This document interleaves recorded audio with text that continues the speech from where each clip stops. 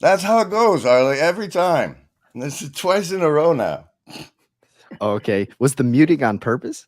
No, no, no, never, never. Sometimes it's on my microphone, sometimes it's on the StreamYards, and sometimes I'm being fancy and it's in OBS. There we go. So those things you saw were saving throws against mind control.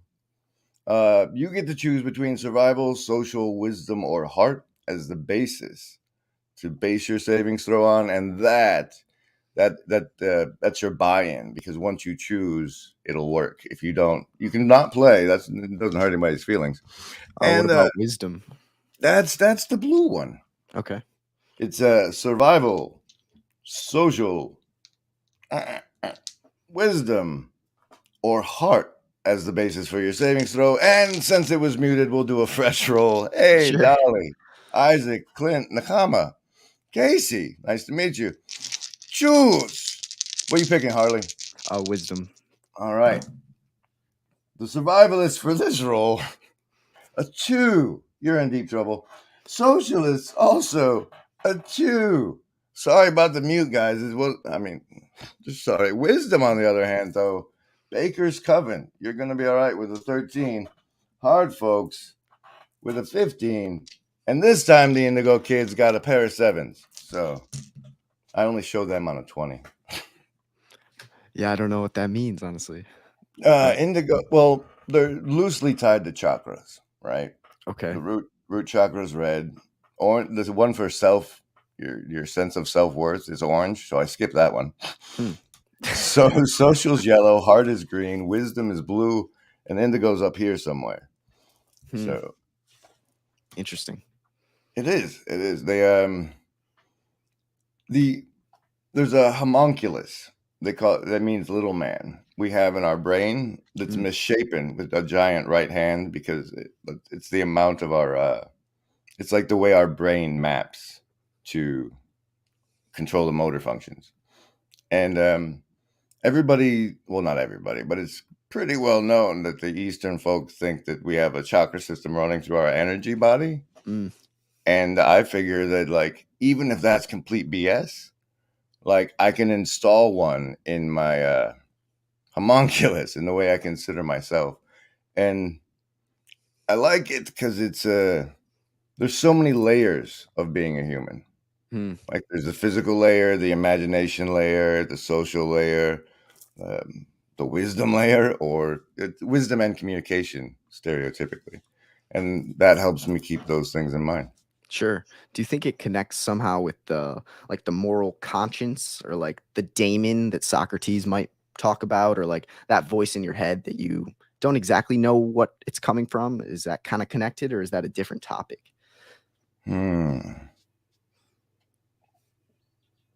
I'd pull that as a unrelated, Okay. but because, like, the way it's mapping in my brain is as an energy system, not as a persona.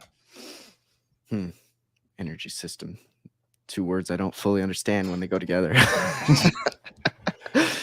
I think of it as like electricity, but technically not. Although probably technically it is. Like, the concept of energy is a strange one. Like, I don't have the energy for it. Like, I've eaten, my body has made enough, I have the energy, but I don't have the spirit is willing, the flesh is weak. That energy. Interesting. That's the energy I'm going for. So just, I know I've rambled already. However, some people don't know you. Sure. Who the heck? Who's Harley Seelbinder? Harley Seelbinder. He's a guy who, well, I got introduced to. Well, I grew up at a Christian school. I went to Christian school, like preschool Now, through 12th grade, and wait, I gotta stop you, sir. In this yeah, little corner, like, there's a lot of people that say they're Christians, and then once you get to know them, they're like, I'm a Baptist, I'm a Catholic, I'm Orthodox. So when you say sure. Christian school, what Okay, flavor Christian was it? Reformed Christian, Protestant, Reformed, kind of. Okay.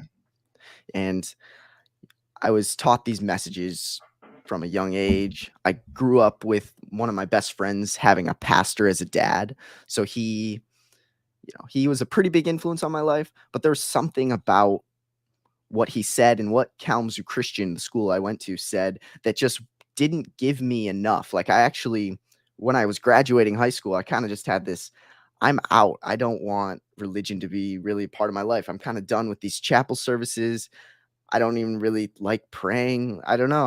I'm not finding that much meaning in it. Then my friend Nate, the pastor's kid, he he showed me Jordan Peterson and some of these lectures, and I was like, wow.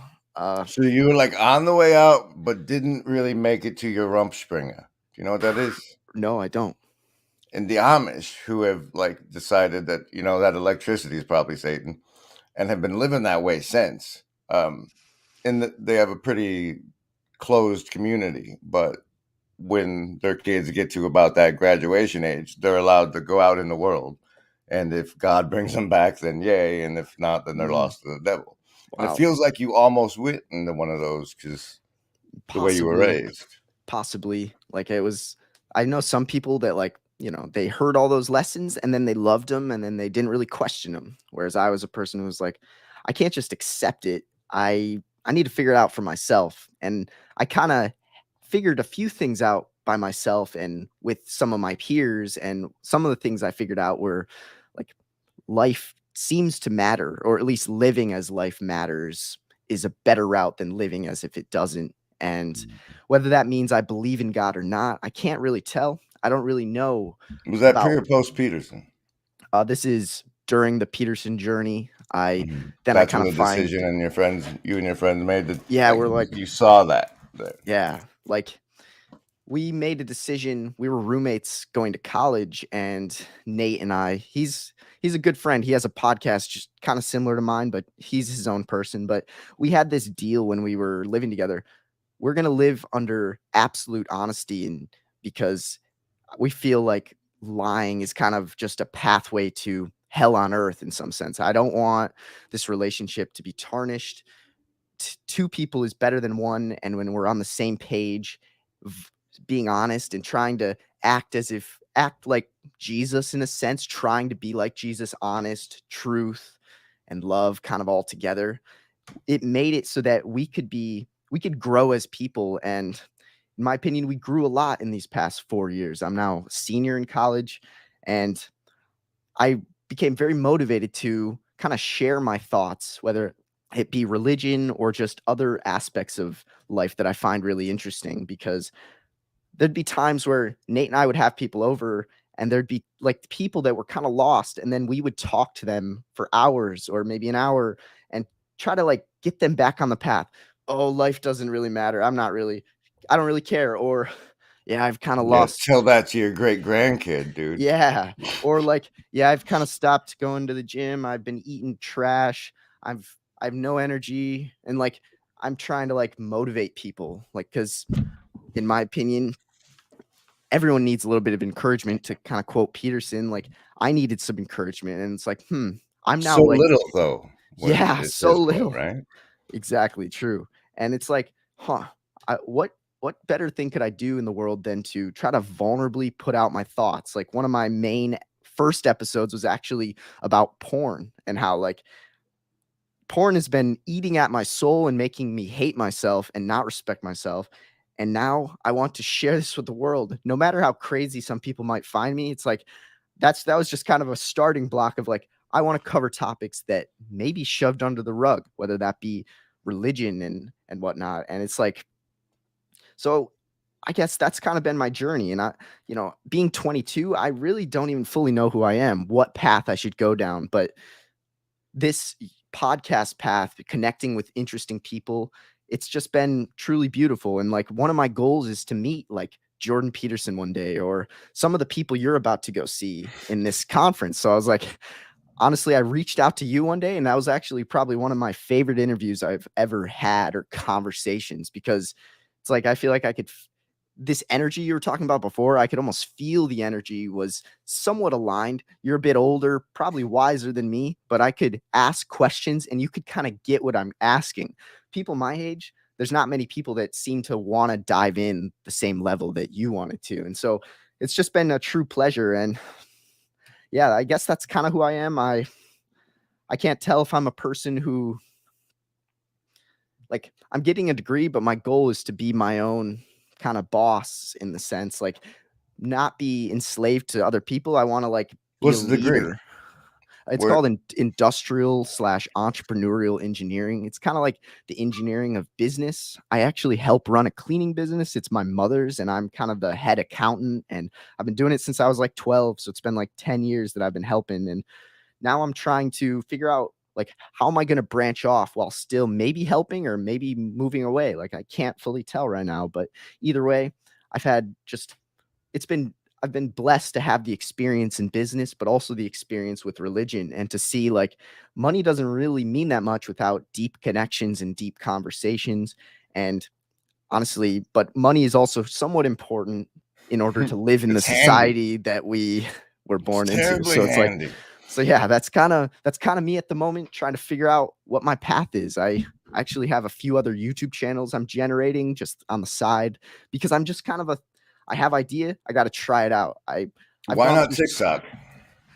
I'm on TikTok, but yeah, but like I'm only on there to promote the pod, and hopefully while people are scrolling, they're able to see something maybe more inspirational, meaningful, deep than the typical girl dancing kind of thing.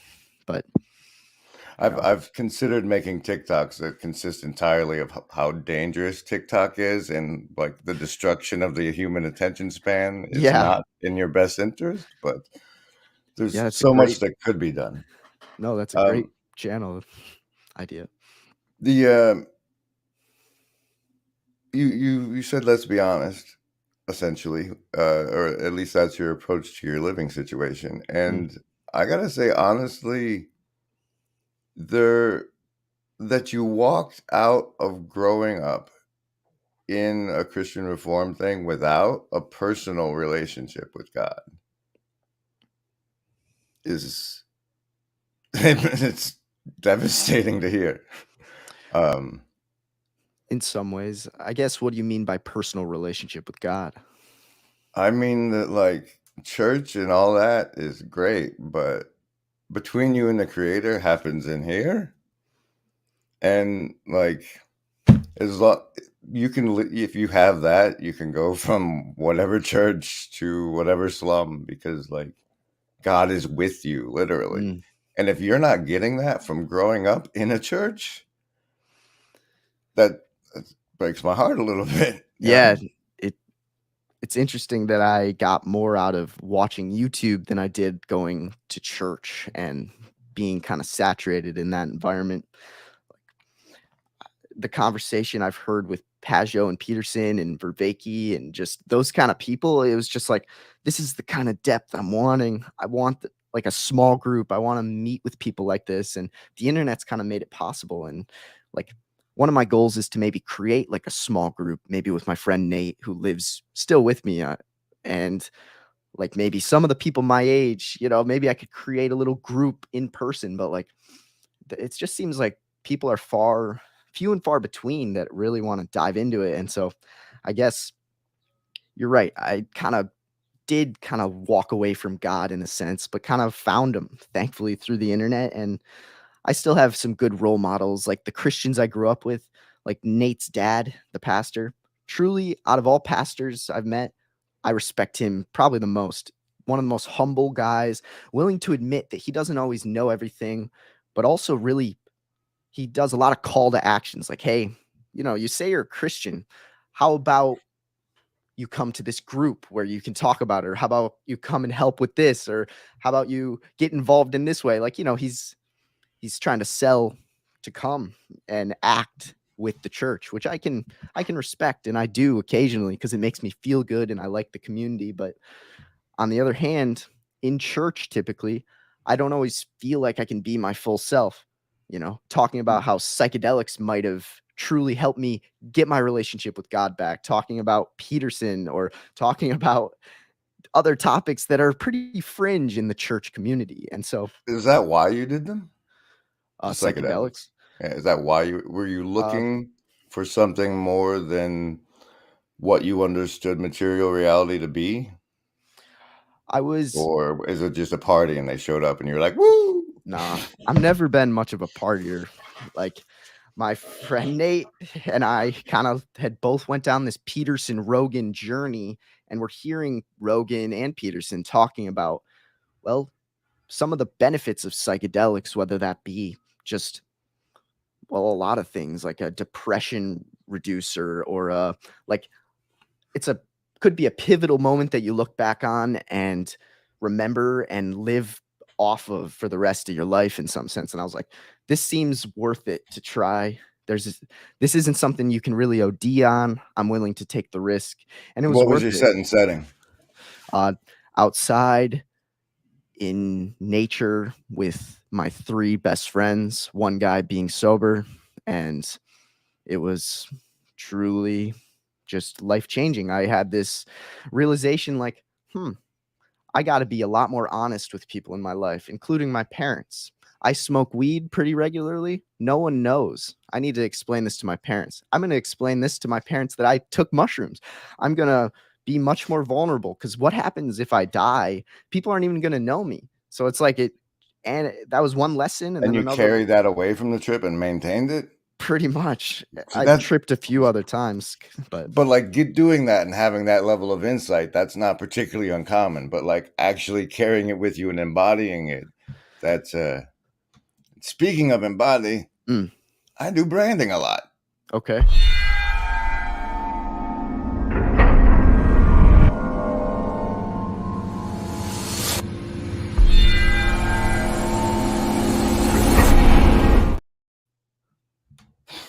That's Nice.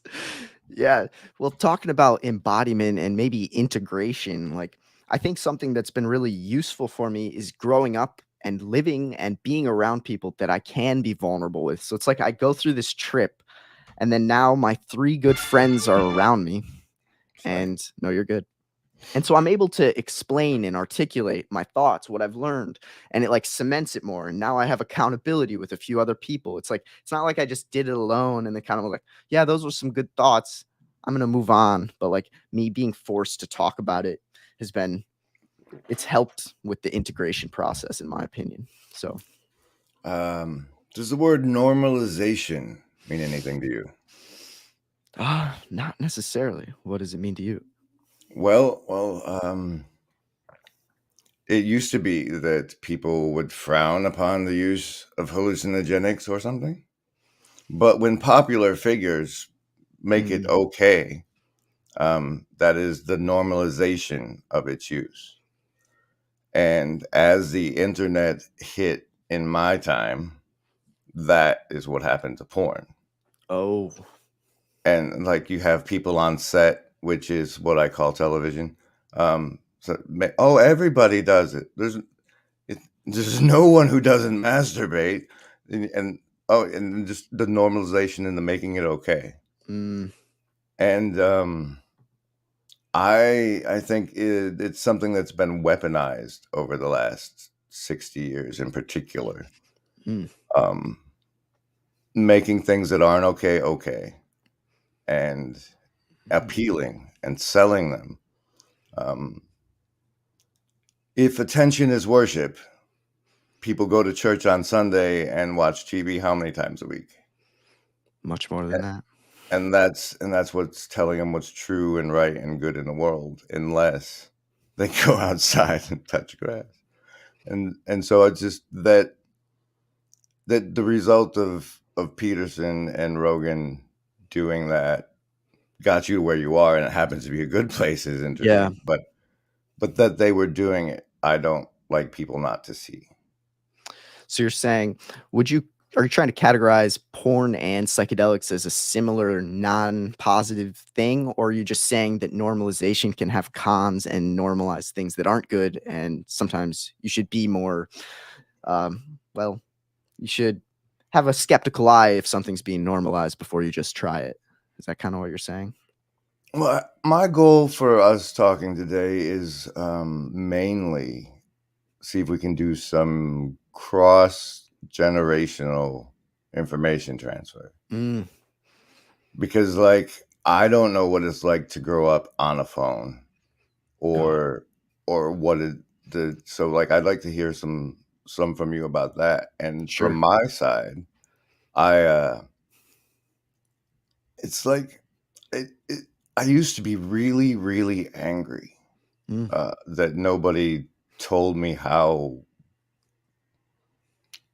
much the world had teeth, because we grew up in America where it was safe, and it took me a long time to understand why it's important not to let children know how bad the world really is. But you're not a kid anymore, and so it's it's because life feeds on life. Like, the reason life exists is because we eat each other. Otherwise, entropy would win. Um, and that's like, life is, you go to the down to the pond to take a drink, and a lion rips your throat out. And because we grew up in a labor camp, the nation is a free range labor camp, or it was until we had robots, and because of that, we were kept safe. And if, as you come into adulthood, I think it's important that a more accurate assessment of the world around you, particularly as we enter into the most unprecedented chaotic times in human history, that it's a lot more people get a better grip of how dark it is. But we got to do that without also, um, I don't know, breaking the kids. But on the other hand, it's mm, fascinating to me because of the internet. As far as I can tell, your generation is way more woke to how bad. Not there's a misuse of the word, right? Your generation is way more lucid to how bad the world is than mine was, and the one past me are still not awake to how bad it is. mm, sure. So apparently, we get emergency alerts. So, no, but what would you say the various worldviews are with that regard of the nature of? Missing ENDAGEREDIV Webster age 14 Yeah. with F and Brittany Brewer age 16 with FBit.ly/OK alerts. That's an Amber Alert. If you're in Oklahoma and you heard any of that. There we go. So, yeah. So, what's it like on your end and Okay. that department of thought? Yeah, like I guess there's kind of two questions, maybe one being growing up with the technology we have, and then secondly, um, it What do you was think the nature of the world is, really? I mean, yeah, like or just like the exposure of bad news and the world is bad to young kids. Both of those topics I could dive into.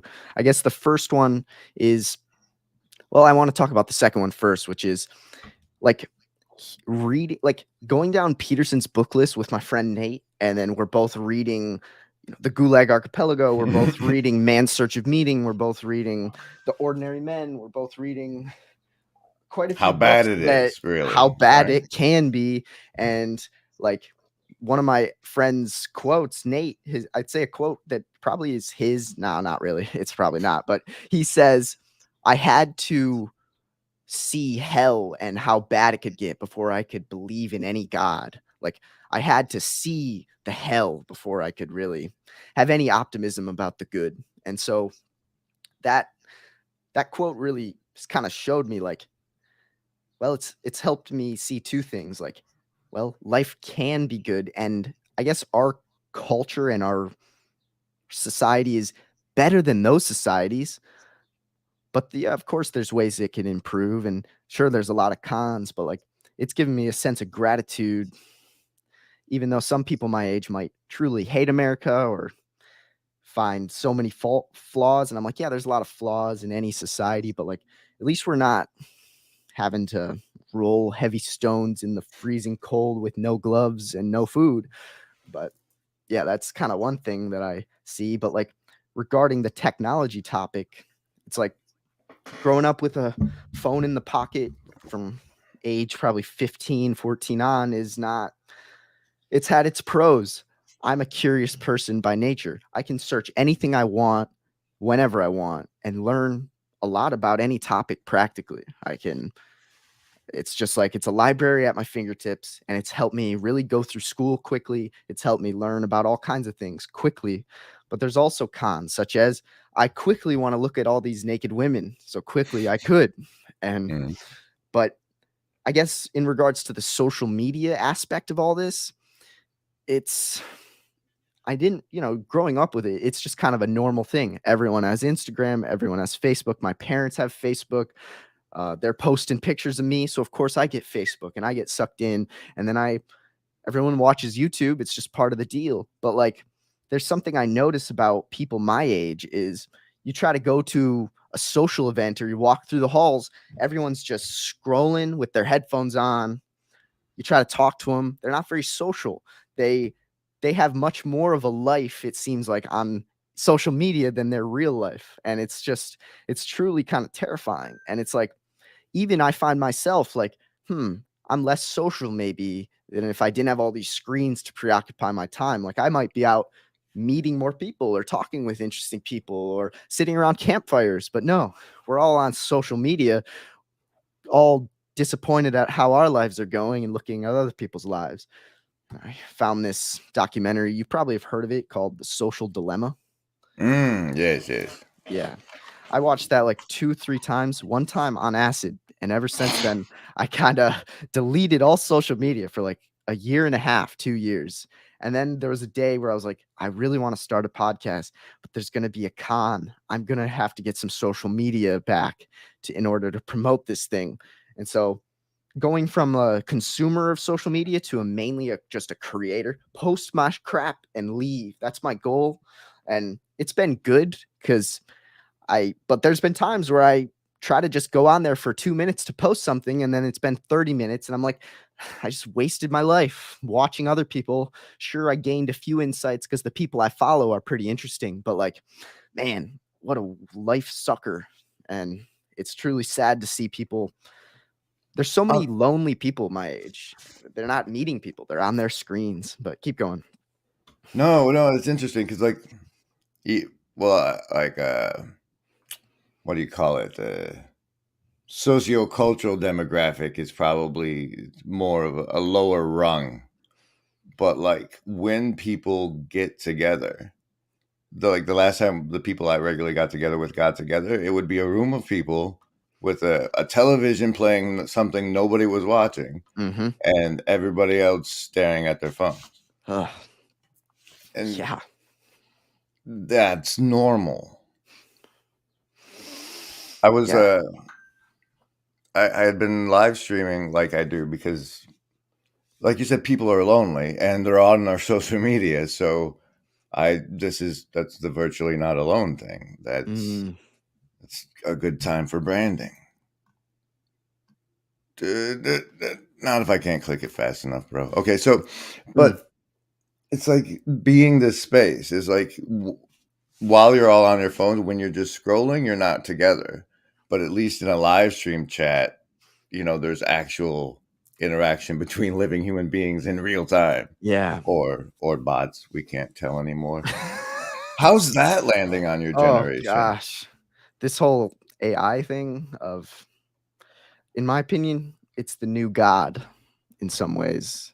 Like it could be even practically my own new God. Like if I have a question about business, life, my girlfriend, anything, or if I need help with any task, if I have any question about anything, I just talk to it like it's a person, and it knows it almost everything, kind of like a god, and I use it and my attention is focused on it, and I'm like, what is this doing? I have no idea what this is, but there's pros and there's cons. It's now even a faster way to learn and a faster way to develop skills, but now it's also a faster way to just like, if you think of like a typical god, people are like having to take time, wrestle, maybe wait for answers, try to figure it out. Now it's like, I need the answer quick, and I'm going to go quickly find the answer, and I'm going to trust the answer. And it's like, oof, these humans made this god. I don't know if you should trust all the answers, but I don't know. That's a crazy discussion. Like I can't even wrap my brain around the implications. What do you think of all this?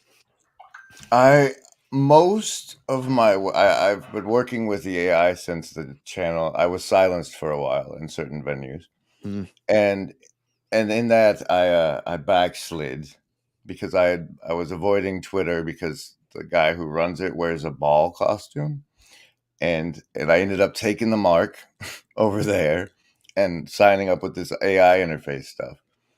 And I don't know, you probably haven't now, right? Because what's been lost between mine and yours is how many people watch the same thing.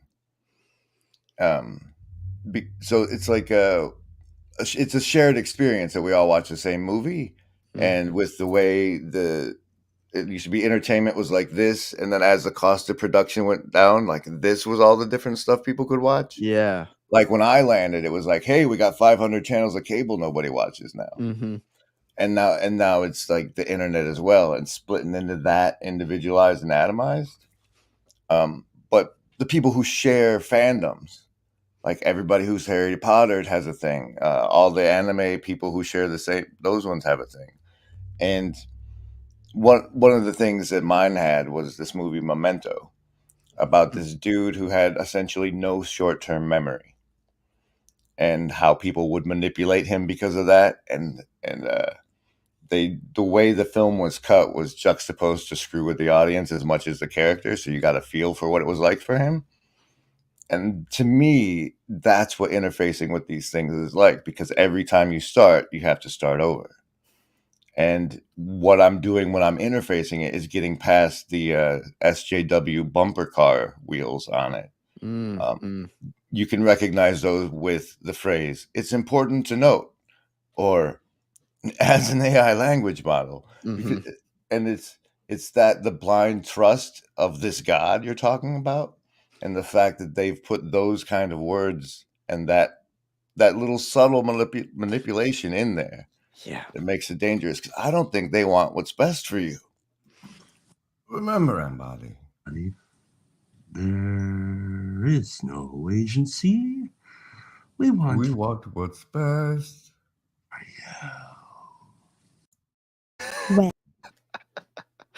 Yeah. Yeah. Like, I think it's just double-sided. I think like some of the things you can gain and some of the lessons learned and some of the maybe the goals of these AI developers are positive, but there's always negatives whenever there's positives. And yeah, you're right. I don't know if they have our best intentions at hand. They have more power and understanding about this kind of crazy God than we do, and they can kind of choose what it says under certain questions. And yeah, Okay, yeah, go ahead. I have 3 things, Mm. and then we're gonna dig through the chat and see what people have been saying this whole time. Yes. The first thing is you and your relationship with God. Mm.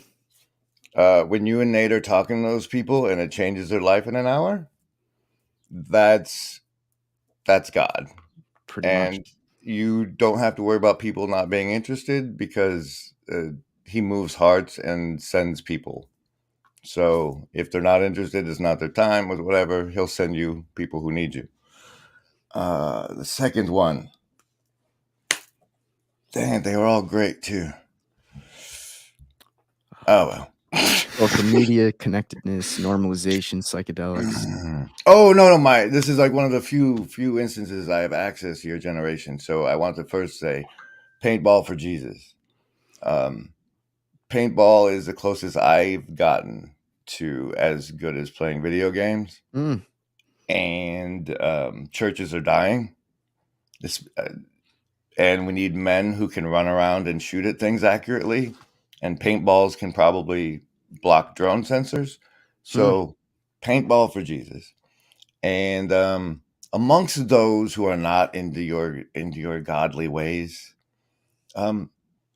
just propose the option of a phone bag party, the way the 70s guys did key parties. And What are see, those key parties? well, I didn't get to participate in them, but I heard that the adult ageist people at the time would all show up at a house and put their keys in a bag, and you went home with whoever's key you drove out with. But that's not what I meant. Mm. But the party part is like, what if somebody tried a thing where we all just throw our phones in the bag and sit in the room for 3 fucking hours and see if we can be Yeah. humans again? It's a great idea. Wow.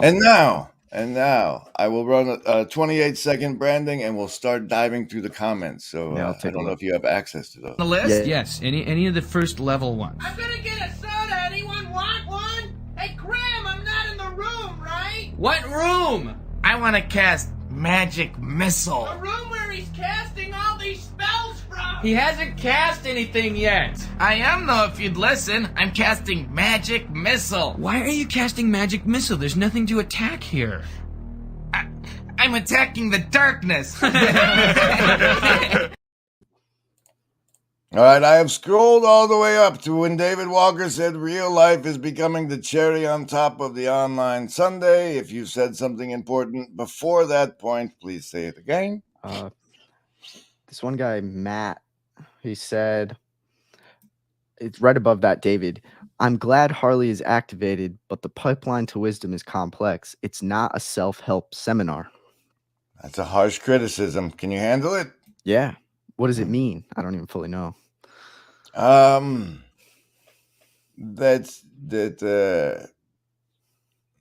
I don't know, Matt. What does it mean? Yeah. Because yeah, it's complex, but the beauty of these live streams and podcasts is that you can dive into complexity slightly. We've been here 40 minutes. That's better than a 1-minute clip. You should have seen the complexity we dove into last night. It was 3 hours of this stuff. Yeah. Wait, which one of what, Clint? The set or church? We're lost that context. But Yeah. Bally was about to ask the same question, so apparently there's repeated curiosity.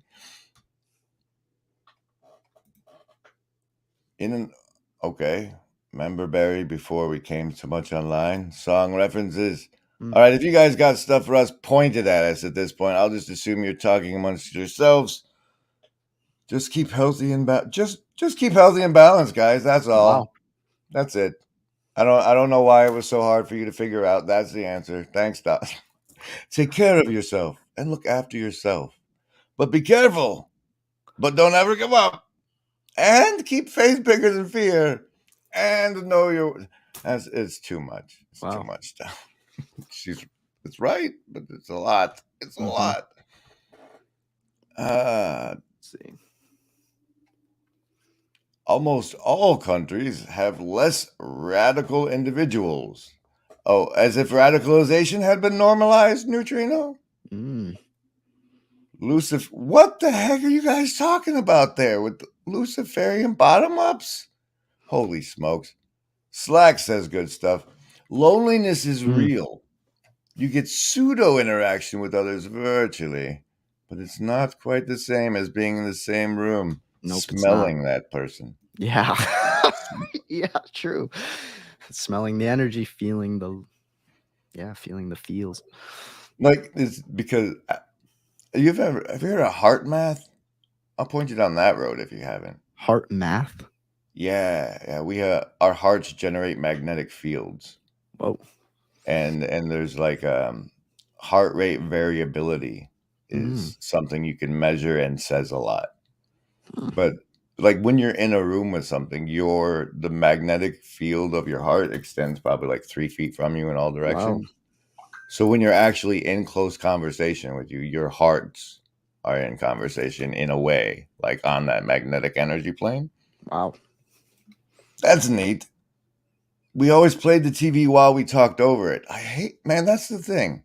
I don't know if it's I'm sure it's a bandwidth on the personality spectrum, but if there's a thing playing and I'm watching it, that's what I'm doing. Please don't talk to me. I have to pause it and stop to talk to you. Yeah. I see a good question from Clint about one scroll up saying, question, how much time did you spend as a teen with the generation one step ahead of you to glean their wisdom? Did you see that they had wisdom to glean? The generation above me? Yeah, I was gonna ask, like, because of the way you described your relationship with Nate, I would assume you were the only child. Is that true? I had a younger brother named Younger, Yep, younger. and now he's along a similar journey that I went down. He's like, he's 18 or 19, but he reminds me of a 22-year-old or something, more mature than most. But uh I guess like I had good role models kind of growing up of Nate's dad. Tons of like parents of my friends were like solid people overall. Like, sure, they were focused on money and growing careers, but they also had deep conversations, going to families' houses. Like I loved talking with old people, even from a young age. Like I grew up cleaning houses for my mom's business, going into old grandma's houses, talking with them about life while I wiped down their counters and stuff. And like I've always been kind of a talk with old person. I like old people more than people my age because I can't stand people my age most of the time. So yeah, Well, it's not their fault, dude. What's been done to their attention span is ridiculous. Yeah. What should the older generations do to make things better? Support paintball for Jesus, Neutrino. We've covered this.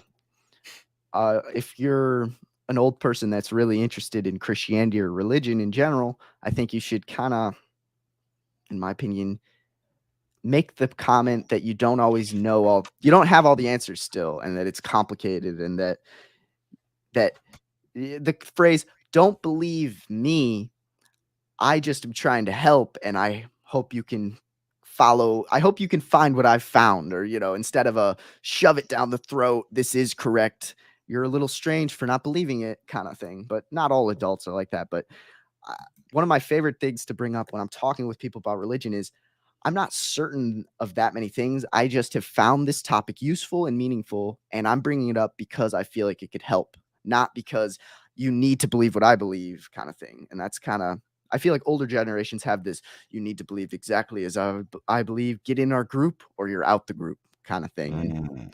That their in grouping and out grouping is more like you're with us or against us. In some ways, yeah. But I can't, generalizing is tough because there's also adults that take the path that I feel like is a better path, including Nate's dad, the pastor. I'm not sure where the boundaries of this are, but I suspect David Walker is right when he says, as Gen Z, there is no worse insult than being asked if you're a millennial. So I don't even know the cutoff date. Millennial is someone who's a little older than me, probably. I landed right in between them, so I've always been bitter about their existence altogether. Yeah, I don't fully know. I know there's... Yeah, I don't identify as a specific gen. Sorry. I'm just Harley. It's that should, at some point, I wouldn't be surprised if that turns into the name of your show. What show? Or what would be the name? I'm just Harley, or just Harley. Oh, that could be pretty good. It's landing. I've heard you say it often enough. It's landing as a catchphrase. So. Yeah. Yeah, one of my favorite artists is Just Mike, But either way. Yeah, all right, man. This is about how long I go. Sure. Yeah, I heard you've been considering coming to Chino. Yes. Did you know there was a camping option that still has slots remaining? I heard about it, and I'm interested in it due to that magnetic heart energy. The energy is not possible to fully reach, and I feel like it could be useful and interesting, and meeting someone like Pajot possibly would be really cool too. He's been one of the big helpers in my journey.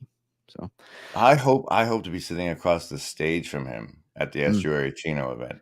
He and I have a interesting history online. Sure.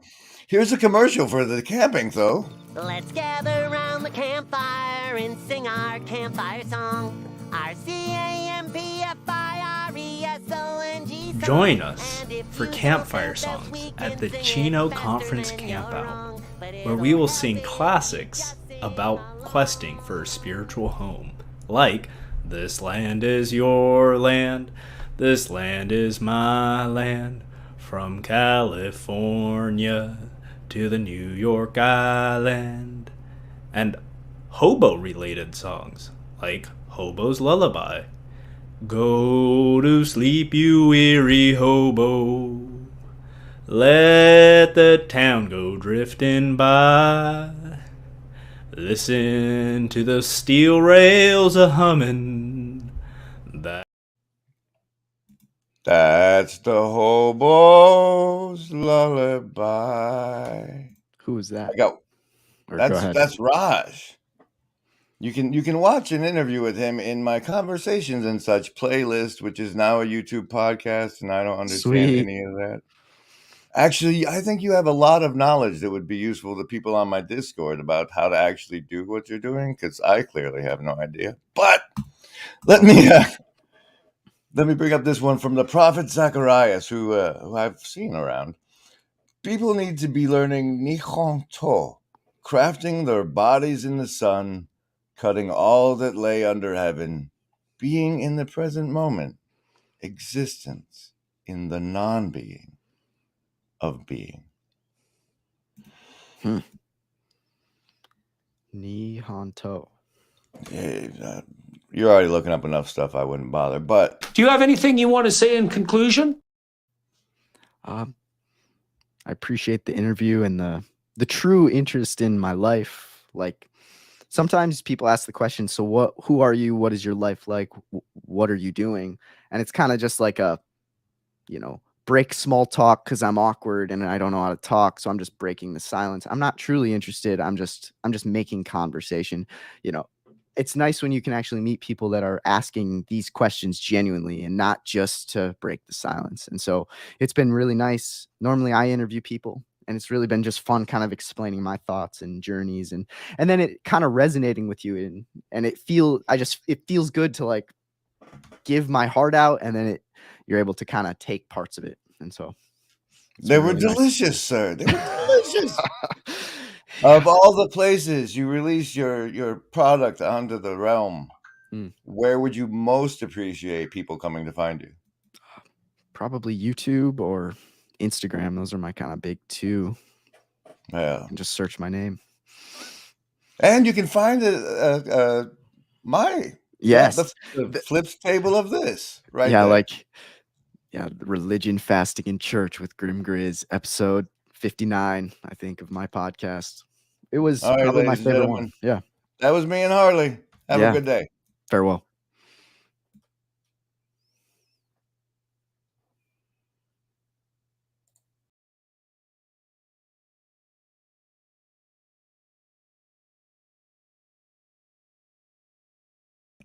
That was totally the wrong button. Totally the wrong button. I just left the studio rather than ending the broadcast. What kind of person does that? Did you know you could get a Lobster Monkey Goose hoodie? This is the dream catcher of optimal crap. Remember, Embody. There is no agency. We want what's best. Yeah.